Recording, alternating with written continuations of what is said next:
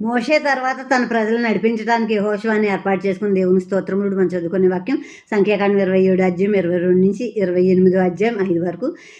మోషేకు ఆజ్ఞాపించినట్లు అతడు చేసెను. అతడు యెహోషువను తీసుకుని యాజకుడైన ఎలియాజరు ఎదుటను సర్వ సమాజం ఎదుటను అతను నిలబెట్టి అతని మీద తన చేతులుంచి మోషే ద్వారా ఆజ్ఞాపించినట్లు అతనికి ఆజ్ఞ ఇచ్చెను. మోషేకు ఇలా సెలవిచ్చెను, నీవు ఇశ్రాయేలుకు ఇలాగ ఆజ్ఞాపించుము, నాకు సువాసన కలుగుటకై మీరు హోమరూపముగా నాకు అర్పించు ఆహారమును నియామక కాలమున నా యొద్దకు తెచ్చుటకు జాగ్రత్త పడవలెను.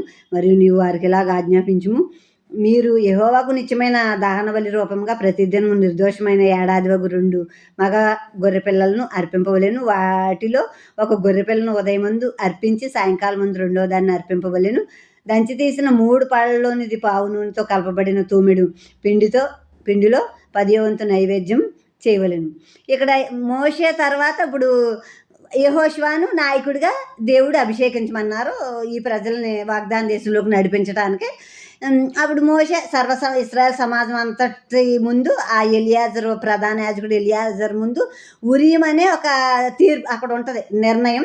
దాని ద్వారా నిర్ణయించినప్పుడు యెహోషువను వాళ్ళ మధ్యలో నిలబెట్టి మోషే యెహోషువ తల మీద చేతులుంచి ఇదిగో ఇక నుంచి మిమ్మల్ని నడిపించే నాయకుడు యెహోషువ అని ఆ ప్రజలకు చెప్పాడు. యెహోషువతో చెప్పాడు, ఇగో ఈ ప్రజలను వాగ్దాన దేశంలో తీసుకెళ్ళాలి, వీళ్ళ కష్టసుఖాలు ఇవన్నీ చూసుకుంటూ నువ్వు జాగ్రత్తగా వీళ్ళని నడిపించుకోవాలని అక్కడ చెప్పి దేవుడు ఆజ్ఞాపించిందే మోషే వాళ్ళకి తెలియజేశాడు.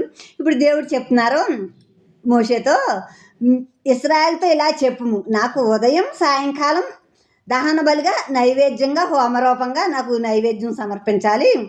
ఉదయ సాయంకాల నైవేద్యాలకి రోజుకు 2 గొర్రె పిల్లలను తీసుకురమ్మను. అక్కడ నిర్ణయకాలం ఈ సమయానికి మీరు తేవాలి అని చెప్పినప్పుడు ఆ సమయానికి ఆ నిర్ణయించబడిన టయానికే వారు ఆ గొర్రె పిల్లల్ని తీసుకురావాలి. ఆ 2 తీసుకొచ్చినప్పుడు దాంతోపాటు ఆయిల్తో దంచి తీసిన ఆయిల్ చూడండి, పూర్వకాలం ఎప్పుడో ఆయిల్ గింజలు, ఆలివ్ గింజలు, శనగ గింజలు, వేరుశనగ గింజలు, నువ్వులు ఇవన్నీ దంచి పిండేవారంట నూనె. తర్వాత ఎద్దుతో గానుగొచ్చేది, తర్వాత ఇప్పుడు మిల్లులు వచ్చినాయి. ఇదివరకు అంతా కూడా దంచి తీసింది. ఎప్పుడైనా మనం మసాలాలో రోటి పచ్చళ్ళలో దంచినప్పుడు వాటి టేస్ట్ వేరేగా ఉంటుంది. మిక్సీలో వేసిన దానికంటే దంచింది చాలా టేస్ట్గా ఉంటుంది.